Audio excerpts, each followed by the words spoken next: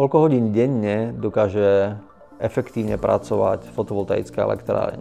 Ona v princípe funguje, ja to poviem tak, že od svitu do súmraku, ale efektívne využitie je zhruba 3,8 hodiny počas dňa. Je to možno skreslený údaj, teda určite je to skreslený údaj, ale princíp je relatívne jednoduchý. 1 MW inštalovaného výkonu orientačne počas dňa dokáže vyrobiť 3,8 MWh v tom danom konkrétnom dni. Čiže keď si to vypočítate krát 365 dní, tak 1 MW inštalovaného výkonu vám počas roku dokáže vyprodukovať orientačne 1,4 GWh alebo 1400 MWh, pričom každá MWh samozrejme sa dá predať. Takže toto je ako keby základ alebo logika z pohľadu inštalovaného výkonu a čo to dokáže vyprodukovať.